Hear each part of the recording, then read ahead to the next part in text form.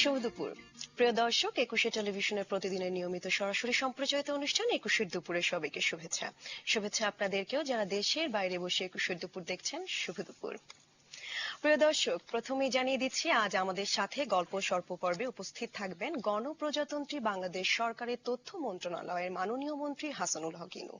আর অনুষ্ঠানের পুরো সময় আপনাদের জুড়ে আমি সঙ্গে আছি সাদিয়া আফরিন। এইবার আমন্ত্রিত অতিথির সাথে গল্প স্বল্প। এই মুহূর্তে আমাদের স্টুডিওতে উপস্থিত আছেন গণপ্রজাতন্ত্রী বাংলাদেশ সরকারের তথ্য মন্ত্রণালয়ের মাননীয় মন্ত্রী হাসানুল হক ইনু। আসুন কথা বলি মাননীয় মন্ত্রীর সাথে। স্বাগত একুশের দুপুরে, এবং খুবই ভালো লাগছে যে আপনি আজকে আমাদের মাঝে এসেছেন, সময় দিয়েছেন। এত ব্যস্ততার মধ্য থেকেও অনেক অনেক কৃতজ্ঞতা প্রকাশ করছি। ধন্যবাদ আচ্ছা, আমাকে ডাকার জন্য, এবং আপনাদের মাধ্যমে দর্শকদের সঙ্গে কথা বলবো। শুরুতেই জানতে চাইছি যে লাখো কণ্ঠে সোনার বাংলা, এই উদ্যোগটির আয়োজনের পেছনে আসলে অনুপ্রেরণা কি ছিল? দেখুন, 26শে মার্চ হচ্ছে স্বাধীনতা দিবস। জি, আমরা 42 বছর ধরে সেই দিবসটা পালন করে আসছি। এটা সবাই একটা গতানুগতিক দিবস হিসেবে আমরা মনে করি। ওই দিন আমরা বীরদের সম্মান করি, শহীদদের শ্রদ্ধা জানাই, বঙ্গবন্ধুকে সম্মান করি। কিন্তু আসল কথাটা হচ্ছে যে হঠাৎ করে কেন লাখো কণ্ঠে সোনার বাংলা জি, এই কর্মসূচি আমরা হাতে নিলাম। এটার পেছনে একটা কারণ আছে। আপনারা খেয়াল করবেন যে বাংলাদেশে যখন উপর্যুপরি সামরিক হস্তক্ষেপ হচ্ছে, তখন বাংলাদেশকে একটা অন্ধকারের ভিতরে ঠেলে দেওয়া হয়েছিল। ইতিহাস থেকে সরিয়ে নিয়ে আসা হয়েছিল, বঙ্গবন্ধুকে নির্বাসনে পাঠানো হয়েছিল, এবং সেই অন্ধকারের যুগে আমরা যে বাংলাদেশকে ঠিক চিনতে পারছিলাম না।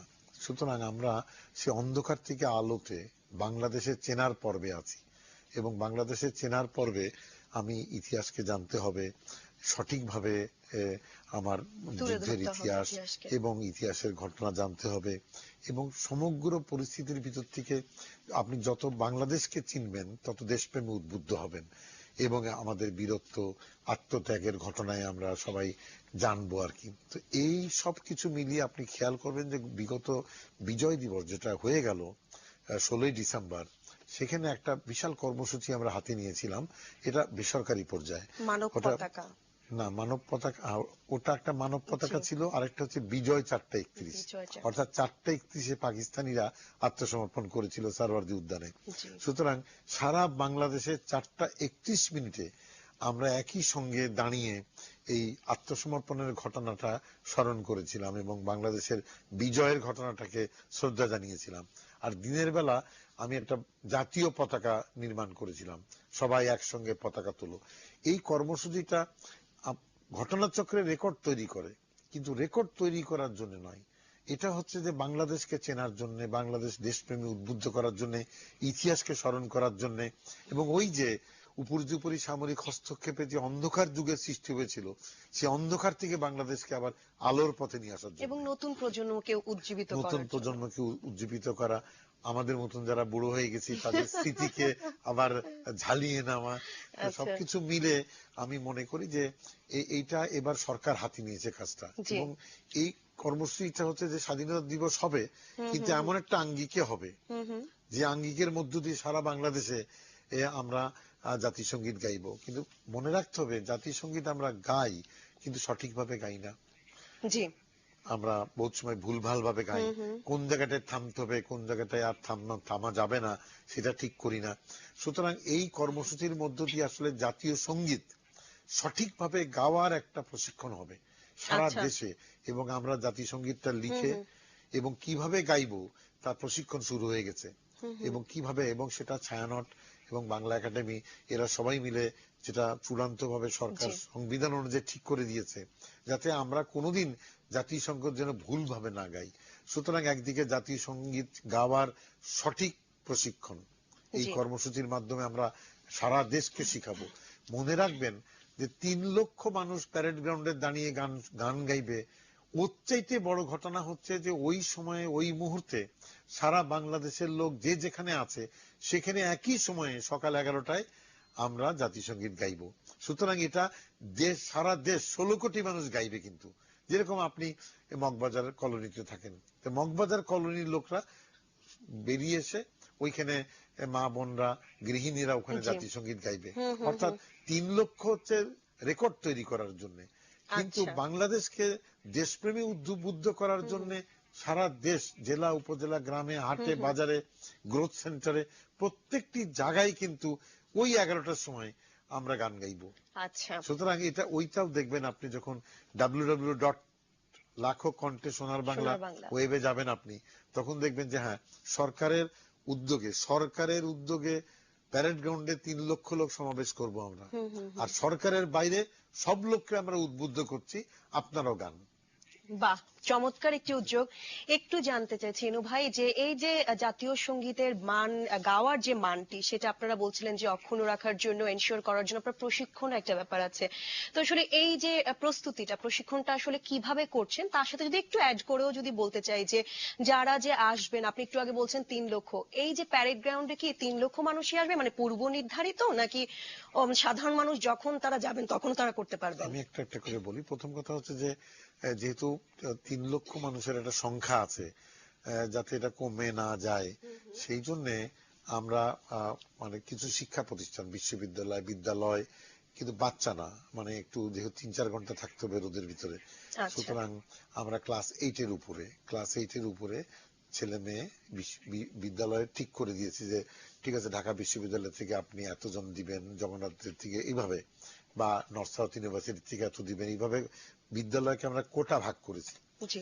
এর বাইরে আমরা শ্রমিক অঞ্চলে পোশাক শিল্পের মালিকদের সঙ্গে বসেছিলাম, সব গার্মেন্টস এর যারা আমার মেয়েরা আছে, ছেলেরা আছে, তাদের বলেছি যে আপনারা এত হাজার পাঠাবেন, মানে এখানে অংশগ্রহণ করবেন। সুতরাং শুধু এটা ছাত্র ছাত্রীদের ব্যাপার না, তারপরে আমরা মুক্তিযোদ্ধারা থাকবে, আনসার থাকবে, ভিডিবি থাকবে, সশস্ত্র বাহিনী থাকবে, এরকম করে বিভিন্ন শ্রেণী পেশার ভিত্তিতে নারী থাকবে, এমন করে ভাগ করেছি যে এই 3 লক্ষের ভিতরে যেন ছাত্রছাত্রীর থেকে বিভিন্ন স্তরের, বিভিন্ন সামাজিক পেশার মানুষরা যেন থাকে ওখানে।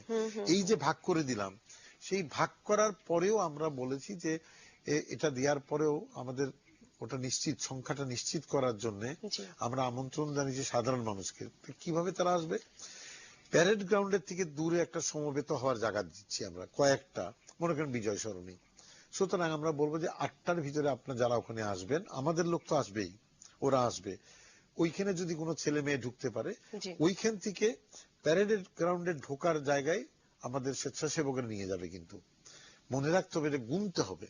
সেই জন্য আপনারা ওই যে একটা গোনার মেশিন, ওই যে ছোট মেশিনের ভিতর দিয়ে আপনি যাবেন, যেরকম জি। বিমানবন্দরে যান, এরকম করে কাঠি ঘুরে এখানে নম্বরটা উঠে যাবে 1 2 3 4 করে। বাহ। সুতরাং এই যে বিভিন্ন সমবেত কেন্দ্র যেগুলো যেগুলো জোগাড় করা হচ্ছে, সেই জায়গাগুলোতে ওটা ঢাকা বিশ্ববিদ্যালয়ের ছেলেরা যাবে, ওখানে শ্রমিকরা আসবে, এরকম করে ভাগ করে দিচ্ছি আমরা। স্বেচ্ছাসেবকরা ওখানে যখন নিবে, তখন সে ওই যন্ত্রের ভিতর দিয়ে যখন যাবে, তখন নম্বর উঠতে থাকবে। আচ্ছা। ওইখানে গিনিস বুকের যারা বিশেষজ্ঞ, তারা ওখানে পাহারা থাকবে, নম্বরটা দেখতেছে। একবার যখন প্যারেড গ্রাউন্ডে আপনি ঢুকে গেলেন, আপনি বেরোতে পারবেন না। এবং ওইখানে আমরা পুরো প্যারেড গ্রাউন্ডের আমরা ছক কেটেছি, এক একটা ছকের ভিতরে 20-25 জন থাকবে এক একটা ছকে। এবং আচ্ছা। সেই ওই যে যন্ত্রের ভিতর দিয়ে ওপারে গেলেন, যে ওই ছকে আপনি দাঁড়িয়ে পড়লেন, জি। আপনাকে একটা ব্যাগ দিয়ে দিব আমরা, সেই ব্যাগের উপহার হিসেবে, এই যে 3 লক্ষের জন্য। এখন এটা আমাদের নির্ধারিত যাদেরকে অনুরোধ করেছি তারা পাঠাবে, এবং এই যে যাদেরকে বলছি, সরকার কিন্তু এখানে আমরা খুব পয়সা দিচ্ছি না, এই পুরোটাই কোনো সরকারের পয়সা খরচ করছি না আমরা, স্বেচ্ছাসেবী। স্বেচ্ছাসেবীরা পয়সা দিচ্ছে। এবং এই যে কি দিচ্ছি, একটা ব্যাগে যে 3 ঘন্টা রোদের ভিতরে থাকবে, একটা ব্যাগের ভিতরে স্যালাইন ওয়াটার থাকবে, পানি থাকবে 1 বোতল, শুকনো একটা খাবার থাকবে, খেজুর থাকবে যেটা খেলে শক্তি হয়, জি। তারপরে ওর ভিতরে একটা জাতীয় সঙ্গীতের একটা কার্ড লেখা, সঠিকভাবে লেখা, জি। সেই একটা ছাপানো একটা জাতীয় সঙ্গীত থাকবে, একটা পতাকা থাকবে, একটা ক্যাপ থাকবে, টুপি থাকবে। এই ব্যাগটা আমরা উপহার দিব। এই যারা ওই ওই পর্যন্ত যাবে, ওই যন্ত্র পর্যন্ত যাবে, প্রত্যেককে একটা কাঁধে ঝুলিয়ে দিব আমরা। আচ্ছা। এছাড়াও কিন্তু ভিতরে আমাদের ডাক্তাররা থাকবে, স্বেচ্ছাসেবকরা থাকবে, টয়লেট থাকবে, প্রসাধনী জায়গা থাকবে, যদি কোনো ছেলে মেয়ে অসুস্থ হয়ে পড়ে মানুষ, চট করে ওখান থেকে নিয়ে ওখানে নিয়ে যাওয়া যাবে। স্ট্যান্ড বাই আমরা কিছু ছেলে মেয়ে রাখবো, আচ্ছা। যাতে যদি ওখানে সংখ্যা কমে যায়, তাহলে তাহলে যেন আবার ওখানে তাদেরকে ঢুকে যাবে। দেওয়া যেতে তার পারে। মানে সাধারণ ছেলে মেয়ে যেতে পারবে না তা না, তাকে কিন্তু 8টার ভিতরে ওই সম্মিলনী কেন্দ্র যেখানে যেখানে জড়ো হচ্ছে, সে জায়গাগুলো আপনি ওই বললাম www.com, আচ্ছা। লাখো কণ্ঠে সোনার বাংলাতে আপনি সব জায়গা বলে দিবে। এটা হচ্ছে আগারগাঁও, এটা বিজয় সরণি, এরকম ওই প্যারেড গ্রাউন্ডকে কেন্দ্র করে আমরা 10-15টা জায়গা বলবো। 3 লক্ষ লোক, মনে করবেন 3 লক্ষ লোক গুনে গুনে ঢুকতে হচ্ছে, সুতরাং 3টা ঘন্টা লাগবে আমার। এবং এই যে ঢুকে গেলে, ঢুকে যাওয়ার পরে একটু প্রশিক্ষণ হবে, ওখানে রিহার্সাল হবে, তারপরে আমরা আশা করছি 11টার সময় আমরা একসঙ্গে গাইতে পারবো আর কি। কিন্তু মনে রাখতে হবে গিনিস বুকের নিয়ম অনুযায়ী 3 লক্ষ লোককে কিন্তু গান গাইতে হবে। সে যদি মুখ বন্ধ করে বসে থাকে ওখানে মজা দেখে, তাহলে কিন্তু রেকর্ড হবে না কিন্তু। সুতরাং ওই যে ছক বললাম না ভিতরে প্যারেডে 20 জন 20 জন, ওই ছকের ওখানে আবার গিনিস বুকের থেকে পাহারাদার থাকবে, ওদের লোক থাকবে কিন্তু মনিটরিং করার জন্য যে সবাই গাচ্ছে কিনা, বিভিন্ন অ্যাঙ্গেল থেকে ছবি তুলবে কিন্তু। সুতরাং যারা এখানে অংশগ্রহণ করবেন তাদেরকে আমি বলবো ফাঁকি দিবেন না। তাহলে হচ্ছে কি, কষ্ট করে 3 ঘন্টা রোদের ভিতরে থাকলেন আর আপনি গানটা গাইলেন না, ছবিতে ধরা পড়লো যে এরকম 10টা ব্লকের ছেলে মেয়েরা গান গাচ্ছে না, তখন কিন্তু রেকর্ডটা নষ্ট হয়ে যাবে। সেই জন্য প্রথম থেকে শেষ পর্যন্ত প্রত্যেকটা মানুষ উচ্চ কণ্ঠে, খালি ফিস ফিস করে গান গালে হবে না, উচ্চ কণ্ঠে গান গাইতে হবে, তবেই কেবল রেকর্ডটা হবে। আর এই যে আমি বললাম গিনিস বুকের প্রতিনিধিরা থাকবে, তারা কিন্তু এই সবকিছু নিয়ে তারপর তারা যাচাই বাছাই করবে। যে ছবিগুলো নিল, ওদের মনিটরিং টিমের রিপোর্ট নিল, এগুলো নিয়ে কয়েকটা দিন লাগবে, চূড়ান্ত করে তারা তখন ঘোষণা দিবে যে হ্যাঁ তারা সম্পূর্ণ সন্তুষ্ট, এখন এইটা বাংলাদেশ এখন গিনিস বুকে চলে গেল, একটা রেকর্ড হলো। কিন্তু আমি আগেই বলেছি, কিন্তু রেকর্ডের জন্য এটা করছি না, কিন্তু এটা হচ্ছে যে আমরা মানে কলঙ্ক মোচন পর্ব, অন্ধকার থেকে আলোতে আসা, ইতিহাস বিকৃতির ঘটনা থেকে সঠিক ইতিহাস চর্চার ঘটনা, বাংলাদেশকে চেনার ঘটনা। সুতরাং এই যে আজকে আমাকে ডেকেছেন, এই এখন থেকে 26 তারিখ পর্যন্ত প্রতিদিন গণমাধ্যমে বিভিন্ন যে জাতীয় সংসদের সংসদ সদস্যরা একসঙ্গে দাঁড়িয়ে বহুত কোন এই সঙ্গীত গাওয়ার চর্চা করলো সঠিকভাবে, প্রশিক্ষক গিয়েছে কিন্তু, এবং টেলিভিশনে হচ্ছে। এর মধ্য দিয়ে আমরা কিন্তু বাংলাদেশের ইতিহাসও জানবো। যেরকম জাতীয় পতাকাটা, এই জাতীয় পতাকাটা চূড়ান্ত হয়েছিল 3রা মার্চ। 3রা মার্চ 1971 সনে বঙ্গবন্ধুর সামনে স্বাধীন বাংলা ছাত্র সংগ্রাম পরিষদের নেতৃত্বে যখন 1 তারিখে ইয়াহিয়া খান গণপরিষদের অধিবেশন বাতিল করে দিল, তখন সারা বাংলাদেশ বিক্ষুব্ধ হয়ে উঠলো। তখন 2 তারিখে কলাভবনে আসম আব্দুর রব পতাকা তুললেন অনানুষ্ঠানিক, এবং 3 তারিখে একটা স্বাধীনতার ইশতেহার পাঠ করলো শাহজাহান সিরাজ সাহেব। এবং তখন পূর্বানী হোটেলে বঙ্গবন্ধু এই উদ্ভূত পরিস্থিতি মোকাবেলার কলাকৌশল ঠিক করছিলেন। উনি হেঁটে পল্টনে আসলেন, উনি কোনো ভাষণ দিলেন না, কিন্তু উনি স্বাধীন বাংলা ছাত্র সংগ্রাম পরিষদের যে নেতৃবৃন্দ, সে নেতৃবৃন্দের পাশে উনি দাঁড়িয়ে থাকলেন। উনার সামনে বলা হলো যে বাংলাদেশের এই সীমানা ভূখণ্ড, বাংলাদেশের সর্বাধিনায়ক হক বঙ্গবন্ধু, জাতীয় সঙ্গীত এই রবি ঠাকুরের আবার সোনার বাংলা, আমি তোমায় ভালোবাসি, জাতীয় সঙ্গীতটা ঠিক হলো, পতাকাটা যেটা উড়ানো হয়েছিল সেটা চূড়ান্ত করা হলো। সুতরাং 3রা মার্চের এই যে ইতিহাস, এই যে বিশাল ব্যাপার, স্বাধীন একটা পাকিস্তানের ভিতরে আপনি স্বাধীন জাতীয় সঙ্গীত দিয়ে দিচ্ছেন, পতাকা দিচ্ছেন, সীমানা দিচ্ছেন। সুতরাং এই যে জাতীয় সঙ্গীত গাও, এই কথার মধ্য দিয়ে এই জাতীয় সঙ্গীত কিভাবে সিদ্ধান্ত হলো, কিভাবে সরকার নিল, এই ইতিহাসগুলো চর্চা হবে। সুতরাং আমি গণমাধ্যমকে বলবো যে আপনারা এই কটা দিন আপনি ইতিহাসের সঙ্গে বাংলাদেশের মানুষকে পরিচয় করিয়ে দেন, বাংলাদেশকে চেনো, এই যদি শিরোনামে আপনি কিছু করেন আমি খুশি হব আর। আচ্ছা, আমি একটা প্রশ্ন দিয়ে, মানে আমরা অনুষ্ঠান একদম শেষ পর্যায়ে, জানি না আর কতদূর যেতে পারবো, কিন্তু তারপর জিজ্ঞেস করতে চাচ্ছি আপনার কাছে যে এই যে চূড়ান্ত যে অনুষ্ঠানটি হবে 11টায় 26শে মার্চ, তার আগে কি কোনো মহড়া আপনারা রেখেছেন কিনা ওই প্যারেড গ্রাউন্ডে? না, ওইভাবে মহড়া ওই যে সকালবেলা যাবে ওখানেই মহড়া হবে, আর যার যার জায়গায় মহড়াটা হয়ে যাচ্ছে। মানে আমরা যে বিশাল যে আয়োজন করছি, আমাদের সশস্ত্র বাহিনী, পুলিশ বাহিনী, আনসার, ভিডিপি সবাই মিলে, এবং আমাদের স্বেচ্ছাসেবকরা, সাংস্কৃতিক মন্ত্রণালয়ের মন্ত্রী আসাদুজ্জামান নূর সাহেব সবাই মিলে আমরা ভিতরে ভিতরে প্রস্তুতি নিচ্ছি। কিন্তু মহড়া আলাদা লাগবে না, ওইভাবে ওখানে হয়ে যাবে আর কি। আমরা ওখানেই করে নিব, ওখানে মহড়া দিয়ে তারপরে চূড়ান্ত 11টার সময় যাব। সুতরাং ওই যে পতাকার ব্যাপারে দেখেন না, ঠিক 11টায় করতে পারিনি কিন্তু আমরা, ওই ঠিক মতন পতাকা ওঠে না, এটা করে না। সুতরাং এটা জাতীয় সঙ্গীত গাওয়ার যে বিষয়টা, সেটা যেসব জায়গা থেকে ছেলে মেয়েগুলো আসবে সেখানেও প্রশিক্ষণ দেওয়া হচ্ছে, কিন্তু শুরু হয়ে গেছে, একটা বিশাল কর্মযজ্ঞ। জি, এবং আপনার কথা শুনে মনে হচ্ছে, এবং আমিও আশা করছি খুব অর্গানাইজড ওয়েতে আগাচ্ছে এবং খুব সুন্দর হবে। এখন পর্যন্ত জি। খুবই সংগঠিতভাবে শৃঙ্খলার সঙ্গে এগোচ্ছে। আচ্ছা, আরেকটি বিষয় জানতে চাইছি যে বাংলাদেশ সরকার থেকে এই ধরনের আরো কি উদ্যোগ আসলে আপনারা ভবিষ্যতে নেবেন বা চিন্তা আছে আপনাদের? দেখুন, আমাদের তো জাতীয় বিভিন্ন দিবসগুলো আছে। জি। এই বিষয়গুলো হচ্ছে আমরা চেষ্টা করছি যে ওই যে ইতিহাস বিকৃতির ধারা থেকে বেরিয়ে আসতে হলে প্রত্যেকটা দিবসকে কেন্দ্র করে একটা কর্মযজ্ঞ যেন সরকার করে, হুম হুম। যে কর্মযজ্ঞের মধ্য দিয়ে এটা একদিনের ঘটনা না। যেরকম মনে করেন কালকে বঙ্গবন্ধুর জন্মদিন ছিল, জি। তাহলে ওটাকে কেন্দ্র করে আপনার এবং সাথে কর্মযজ্ঞ সাথে করেন। শিশু দিবসও ছিল। শিশু দিবস ছিল, তাহলে এই যে ঘটনাটা, এটাকে আপনি বিভিন্ন আঙ্গিকে করার, এটা জি। গতানুগতিক ভাবে না করা, যেটা ফুল দিলাম শেষ, এটা না। মানে যেরকম জাতীয় সঙ্গীত, যেরকম বিজয় দিবস, যেরকম 21 ভাষা দিবস, হুম হুম। যেরকম শহীদ বুদ্ধিজীবী দিবস, এই দিবসগুলো আমরা সবই পালন করি, কিন্তু দেখবেন যে গতানুগতিক ভাবে করি। হুম হুম। আমাদের মহাজোটের সরকার এবং শেখ হাসিনা মাননীয় প্রধানমন্ত্রী, উনি প্রেরণা দিচ্ছেন। উনি বলছেন যে নতুন ভাবে করো না কেন, ঠিক আছে, আমরা সরকার তো ছাতা ধরে হুম আছি, হুম হুম। তো ছাতা ধরে আছি, ছেলে মেয়েরা করুক না কেন কাজটা। জি। সুতরাং সেদিক থেকে সামনে যেরকম পয়লা বৈশাখ মনে করেন, হুম হুম। ছুটির দিন, আমরা পয়লা বৈশাখটাকে একটা মানে সারা বাংলাদেশকে একটা মেলার দেশে পরিণত করা যায় কিনা, এই পরিকল্পনায় আছি। বাহ। মেলার দেশ মানে 3 দিন ব্যাপী অনুষ্ঠান, একদিন কেন হবে, 3 দিন ব্যাপী সারা বাংলাদেশে মেলা বসে যাবে। এবং বাংলাদেশের ইতিহাস, ঐতিহ্য, পিঠা, সবকিছু, খাওয়া দাওয়া, সাজসজ্জা, ব্যবসা বাণিজ্য সব ওইভাবে হবে, গান হুম হুম। বাজনা। সুতরাং আগামীবার যদি আমরা মনে করেন, আমি বলে দিচ্ছি যে পয়লা বৈশাখ একদিনের অনুষ্ঠান হবে না, তিন সেটা দিন তিন ব্যাপী, দিনের। 7 দিন ব্যাপী অনুষ্ঠান হবে। এবং শহরের বড় বড় জায়গাগুলো যেরকম পয়লা বৈশাখে মেলা বসে, জি। 3 দিন ব্যাপী সেই জায়গাগুলো বরাদ্দ দিয়ে দিক কর্পোরেশন, চিটাগাং পৌরসভাগুলো, যে 3 দিন ব্যাপী তোমরা এখানে দোকান বসাও, গানের মঞ্চ বানিয়ে দিতে বলবো। ওখানে বিকাল থেকে গান শুরু হয়ে যাবে রাত 10টা পর্যন্ত।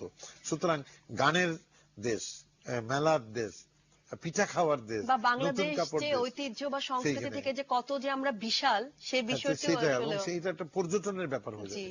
আমি যদি মনে করি বাংলাদেশের সীমানার বাইরে যে বাঙালিরা আছেন, তাদেরকে আমি উদ্বুদ্ধ হুম করতে হুম পারি হুম। যে তোমরা পয়লা বৈশাখে ঢাকায় আসো, জি। চিটাগাং এ আসো, তুমি বাংলাদেশকে চেনো, তোমার ঐতিহ্যকে চেনো। হুম সুতরাং হুম। ইংল্যান্ড, আমেরিকা, পশ্চিম বাংলা, আগরতলার থেকে ওরা এখানে আসবে। আমি আশা করছি যে আমরা যদি 3-4 বছর চালাতে পারি, তাহলে এটা একটা বাংলা নববর্ষ, এটা পৃথিবীর ভিতরে একটা উদযাপন নববর্ষ হবে, নতুন সংস্কৃতির একটা কেন্দ্র হবে। কেন্দ্র হবে। আমি মনে করি বাংলাদেশের ঢাকা হচ্ছে, বাংলাদেশের 16 কোটি, ভারতের 10 কোটি, আরো আছে, সব মিলায় প্রায় 35 কোটি বাংলা ভাষাভাষী লোক পৃথিবীতে আছে। জি। ঢাকা হচ্ছে 35 কোটি মানুষের আত্মার রাজধানী। জি। সেই রাজধানী সেইভাবেই সাজাতে হবে। অসংখ্য ধন্যবাদ মাননীয় মন্ত্রী, আপনাকে আমাদেরকে সময় দিলেন আপনার এত ব্যস্ততার মধ্য থেকেও, এবং এই যে এত বড় একটি উদ্যোগ, এটা গর্বের বিষয় আমাদের জন্য, সেটা সাফল্যের সাথে হোক, আমরা সেটাই আশা করছি, প্রত্যাশা করছি। অনেক অনেক ধন্যবাদ আপনাকে। আমি দর্শকদের বলবো, ওই দিন ওই মুহূর্তে 11টায় যার যার জায়গার থেকে দাঁড়িয়ে জাতীয় সঙ্গীত গাইবেন। প্রিয় দর্শক, মাননীয় মন্ত্রী তো বললেনই যে 26শে মার্চ, যেটা আমাদের জাতীয় প্যারেড গ্রাউন্ডে স্বাধীনতা দিবসে এই যে লাখো মানুষের যে সোনার বাংলা কণ্ঠে যে সোনার বাংলা গানটি গাইবেন, সেটার আমরা সাফল্য প্রত্যাশা করছি। এবং সবার কাছে একটি বিষয় বলতে চাচ্ছি আজকে 21শে দুপুরের পক্ষ থেকে, মাননীয় মন্ত্রীর পক্ষ থেকে, যে আপনারা সবাই সেখানে যাবেন এবং শুদ্ধভাবে, সঠিকভাবে আমাদের যে জাতীয় সঙ্গীতটি আছে তার মান অক্ষুণ্ণ রেখে গানটি গাইবেন। এবং শুধু সেখানেই না, যে যেখানেই থাকবেন ওই সময়ে তারা দাঁড়িয়ে জাতীয় সঙ্গীতটি গাইবেন, এই প্রত্যাশা করছি। 21শে দুপুরে আজকের আয়োজন এখানেই শেষ। সাদিয়া আফরিন সবার কাছ থেকে বিদায় নিচ্ছি।